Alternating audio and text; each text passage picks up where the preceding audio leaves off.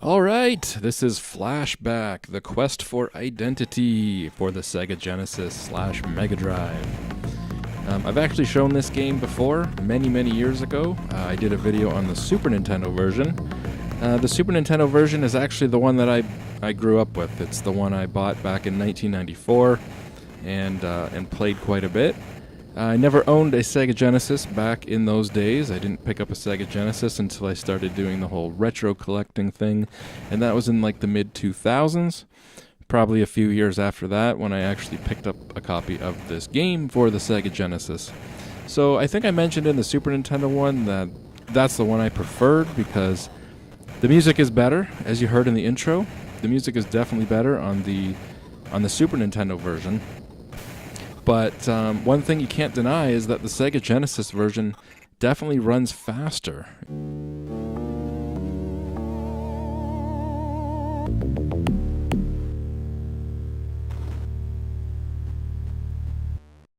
I actually left this in here just to show you.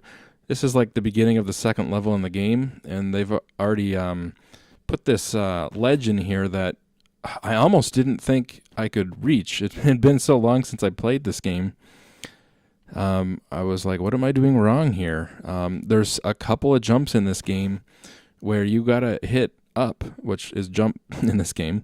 You gotta hit up at like the exact right moment to make the jump. This game is very slow paced in obviously the controls.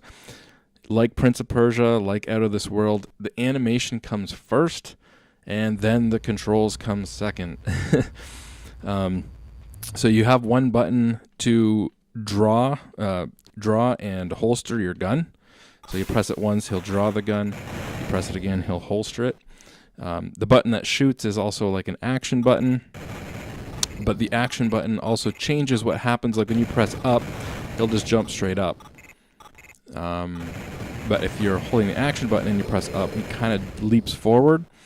And if you press down, he'll just duck. But if you press the action button and down, he'll like climb down the ledge to the lower ledge. So it has like those kind of Prince of Persia, Out of This World controls that are a little slow.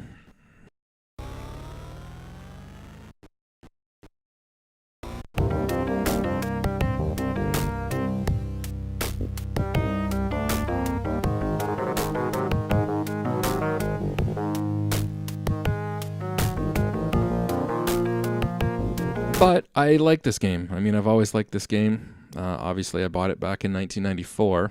Came out in 92, by the way. This game came out originally for the Amiga computers in 1992, and then I believe in 1993 it basically followed up on the Super Nintendo and the Sega Genesis. I believe in 94 it was released on the Sega CD and like the 3DO, MS-DOS. I thought this was on the Jaguar CD, but maybe not. Oh, it was 1995. The game came out on not the CD, the Atari Jaguar on a cartridge in 1995. So wow, there you go. It came out on a lot of systems, kind of spread out, as you can see, from 92 to 95. So yeah, I mean the CD-ROM versions have better music, obviously, and they have like pre-rendered cutscenes. But I actually prefer the ones in this. I prefer the real-time cutscenes that are in like the Genesis version and the Super Nintendo version. I think they've actually aged better than those pre-rendered videos. Oh yeah, I wanted to show this part here. You've got like this shield that can hold up to like 4 energy thingies. Basically, it means you can take 4 shots before you die. Like 1 shot kills you in this game, but technically you get like 4 shots that are hitting the shield, and that was just me charging the shield. So every time you see one of those like charge stations, you can charge your shield up in it, and then that's a save spot there. The save spots in this game only save while the power of the system's on. Like there's no battery backup in it. It uses a password system, so the password will always bring you to the level you were on, and the save spot will save your progress within that level, but only while you have the power of the system on. So if you die, you'll go back to the save spot. But if you turn the system off, then you got to use the password and start at the beginning of the level again.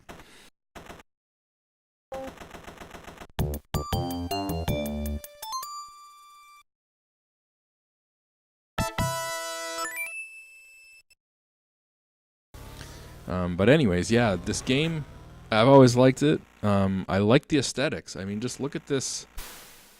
It's got atmosphere. This game reminds me of Total Recall a lot. Um, the way it looks, this kind of dystopian future. They got these big fans in the background. In that last scene there, just really reminded me of one of the scenes in Total Recall.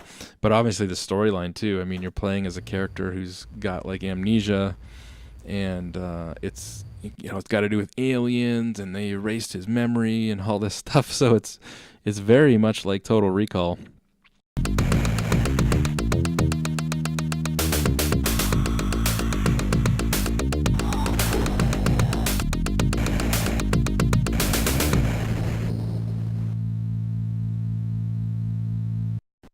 I like the music on both versions.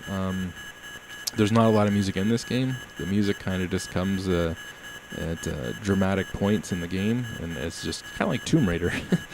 There's not a lot of music. There's a little bit of ambience, and then short little tunes that play every now and then.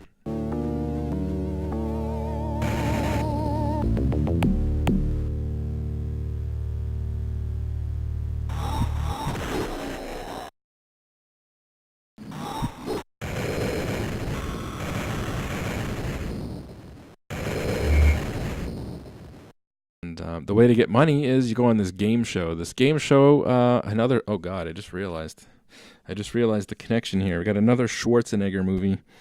What was that movie called? Running Man, where they're in like a game show, and everyone's dying. Like you kill the people in this game show. That's what this reminds me of. This is a game show that I'm taking part in now, and it's a tower. You start on like level 8, and it's just like the bottom level, and you work your way up. And it's like a game show. If you win, if you make it to the top of the tower, you get like $100,000 or whatever it is you need to buy a ticket to get to Earth. This game gets pretty hard. I don't think I ever got past Earth. The level after this, I believe. I think it's the level after this is you go to Earth. And again, it looks very different. All the levels look different in this game, which is nice.